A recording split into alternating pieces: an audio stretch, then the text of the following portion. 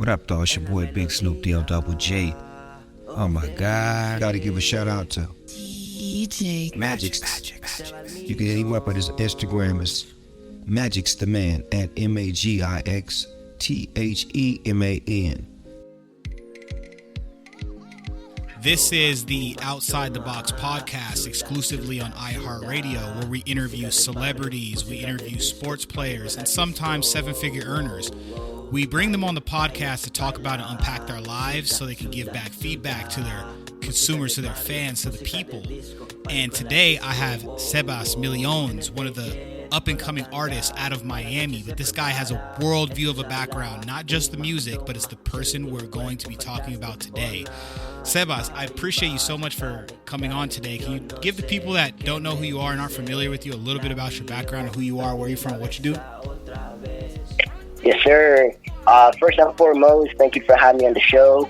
I want to say thanks to everybody that's tuning in. Sebas Millions out here, out of settled here in South Florida. I've been here since about 2006. But in reality, my background is full Colombian from Medellin. Nice. I was born and raised there until about 10 years old. Incredible. So basically you have the South American background and now bringing it to the American background. When did you come to the States? Around 2006. I was like 10, 11, about that time of my life. Very young kid, Yeah, was it a big culture shock for you, bro? Like, and if you had to pick out like three things that were different from South America to North America, what would you say those things are? It wasn't a culture shock because I had been in the States previously. Like I had visited here before, actually moving here with my family. Got it. But there was some challenges for sure. Some of the challenges was like adapting to school. School it wasn't hard per se, but it was a little bit different. The schedules, the lunches, right. Making new friends, and things of that matter. Also, the language was a barrier for me at first. Although I was taking private lessons in Colombia, English lessons, I was fluent. So in the process of me becoming fluent, I do remember getting bullied in school. Wow. And so that was one of the biggest challenges, being bullied because of my accent, being bullied because of, just settling in and things of that matter, different kinds of people around me. Because in South America, if you're Colombian, you're surrounded by Colombians. If you're like from Venezuela, you're surrounded by Venezuelans. When you come to the States, you run into all kinds of cultures and diversity. So me learning from these cultures and diversity was something that I really liked and I really enjoy. But yeah, usually people will pick up my accent and they will bully me through school and stuff like that. So that was like the biggest challenge, really embracing who I was as a young person, and learning to embrace that has created the man I am today. Yeah, absolutely. And I can imagine, I'm sure some of the stuff bleeds into the music as far as you describing that. And as far as the, coming over here and experiencing music, whether it was at a young age or coming to North America, did that combine? Like, was that how you found your escape in some of those different situations? Like, like the bullying and just the, not fitting in. Is that kind of where you found your expression through music? Yeah, in a way, yeah. That was something that really helped me, music, because when I moved here, obviously, I would listen to like Spanish music. But coming here, I ran into different artists, and obviously they were, English artists or English speaking artists.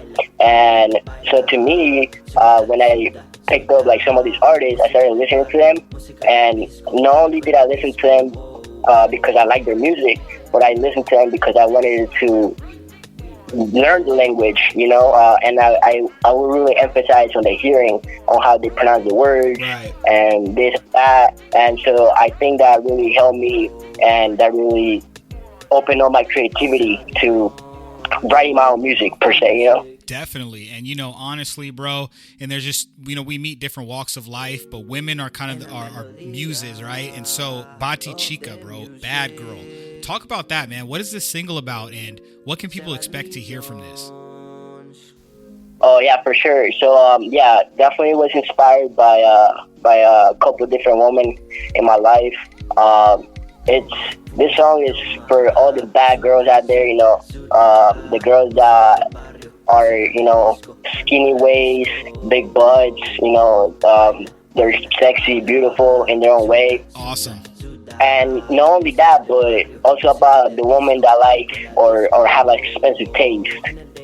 Because in the one of the parts of the song is esa chica le gusta todo lo que es caro, caro, caro, which is it's that girl likes everything that's expensive, expensive, expensive.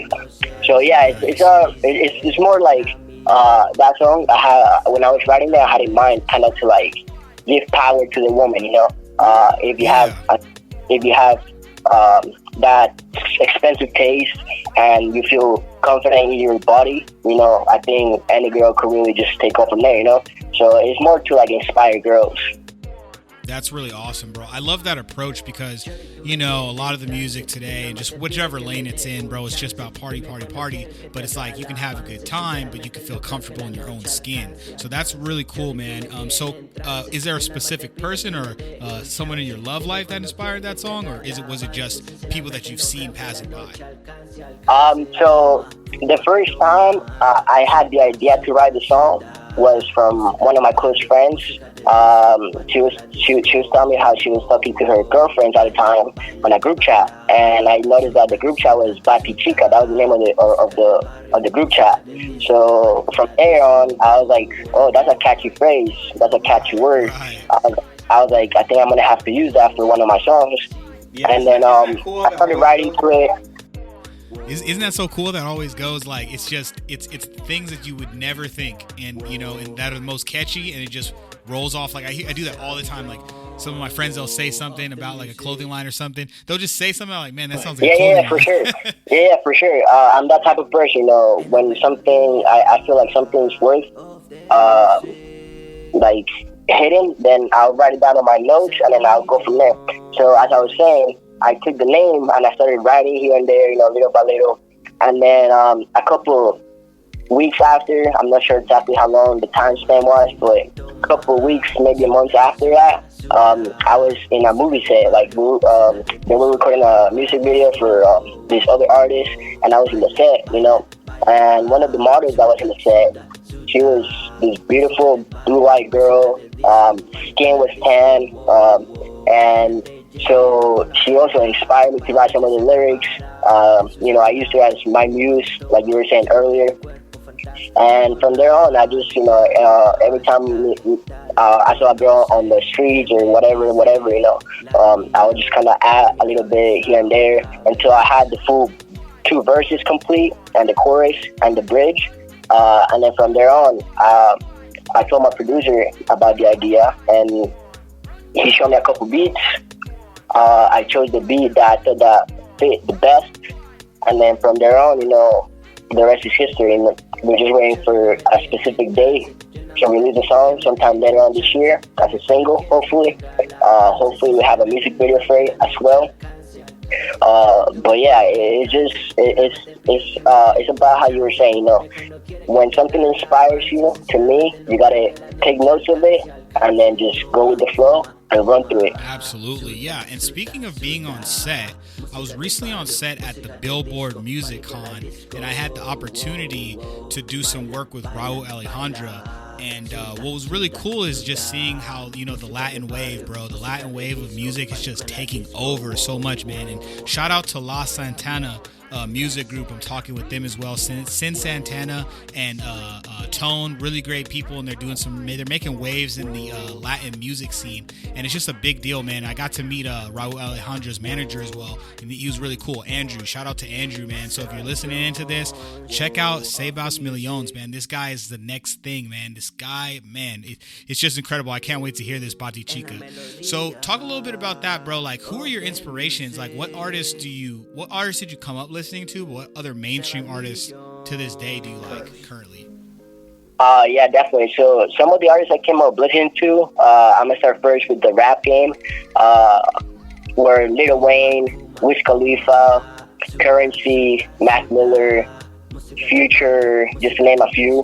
Nice. And then in the Spanish side, I was listening to people like Arcángel, Plan B, Tego Calderón, and many more. You know, I can't remember all of them off the top of my head, but some of these artists were, you know, and are some of my favorite artists up to this date. Bro, you gotta put me on some new music, bro.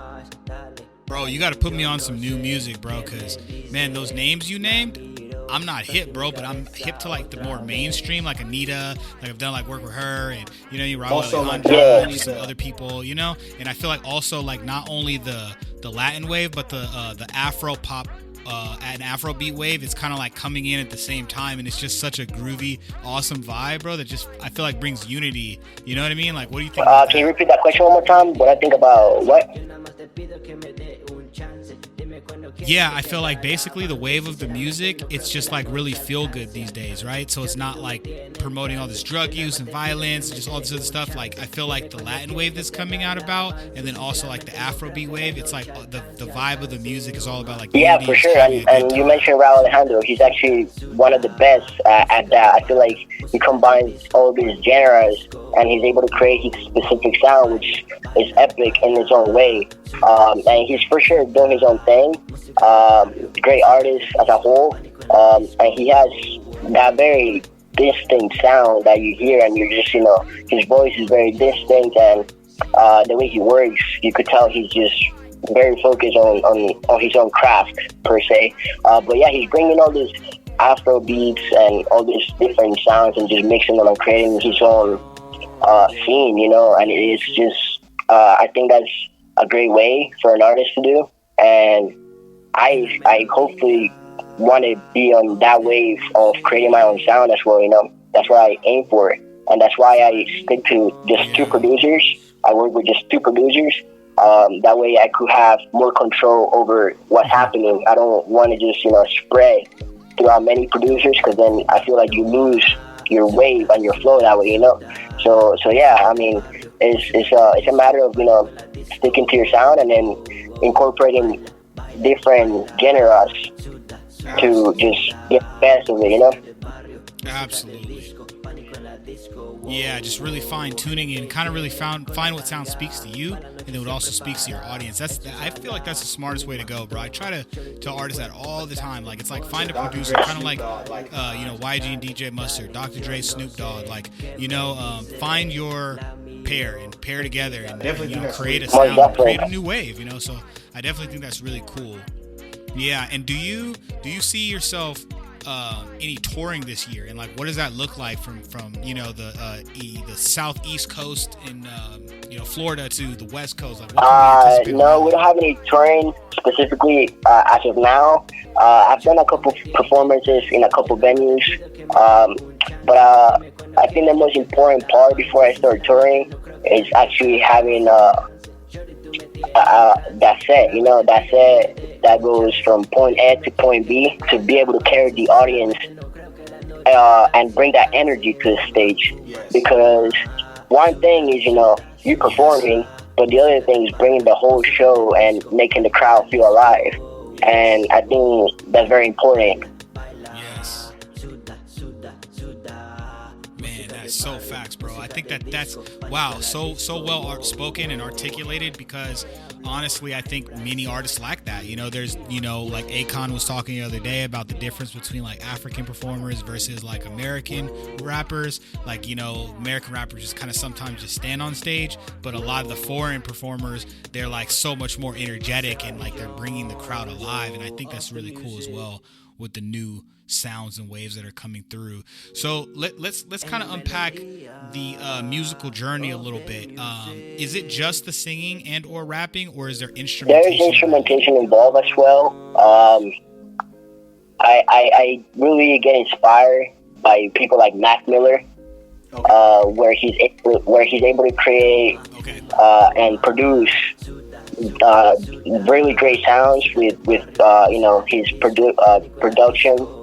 But then he also has the ability to, you know, sing and rap. And so I think a mix of both is what creates an artist. It's just no one thing. It's got to be a mixture of many things. That way, the artist could be complete. I love that. Got it. So like the melodies, chord progressions, rhyming and on beat with that, and also just the production. Got it. So you have your in-house producers and the people that help you, but you also like kind of guide them in like what kind of sound you want, or are you physically? I don't play any instruments myself, but I do. I do have a little bit of background on the music production. For example, I'm going to speak on this one track.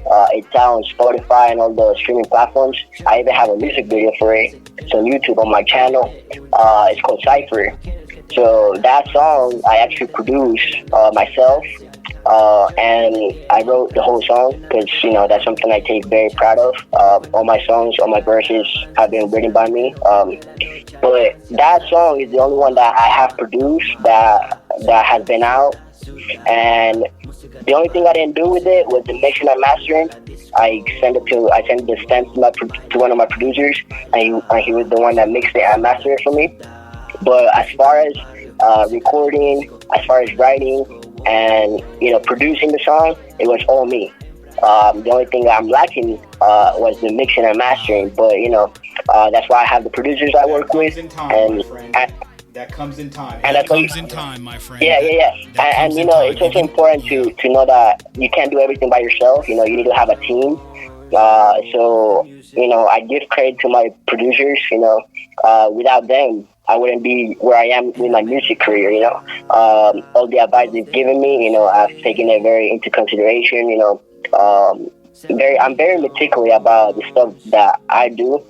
So when I do something, I do it, right? And then once it's done, I look at it and I say, okay, what can I do to improve on my next project? And I think that's something that I'm very proud of. I'm always looking to improve.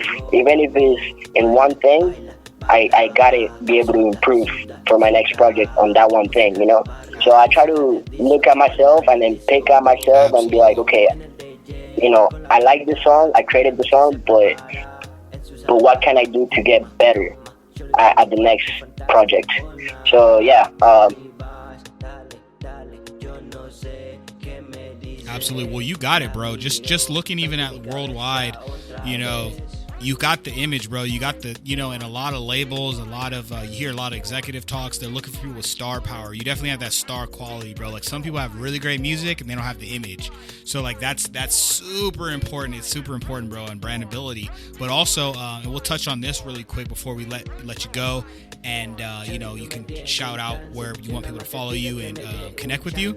I see in this song Worldwide, you said something about 24 acres of land. That's like super ambitious. And that's just so different as far as, like forward thinking and what an artist would want to invest in their life. Like, can you just unpack that a little bit? And why is that important for your listeners to hear something like that? Yeah, so to me, I don't like to be flashy. I don't like to be like the center of attention per se.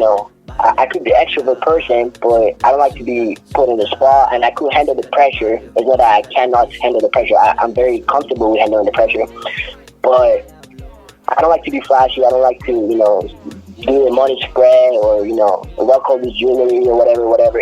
I think it's important to people to understand that, you got to invest in yourself first and foremost and your future. So I see myself more than anything else having, all these acres of land so I could produce what I need for myself, whether it's maybe have a little garden or build a little community, or things of that matter, and I think that's where I'm focusing on worldwide. I was really thinking big. I was just, I was like, I gotta really express what I want for my future, because I believe that the power of words are something that's very powerful. Words are very powerful. So I believe that's me manifesting the future for myself. And so that's where I was coming in with this idea of, 24 acres of land. That's exactly what I want. And yeah, it's just about visioning and manifesting the future. Incredible. Man, hats off to you, bro, and much success and best wishes to everything you're doing. Go ahead and give the listeners where they can connect with you, what you got coming up next, and how they can get involved, and where any drops you got, any merch, website, socials. Let them know.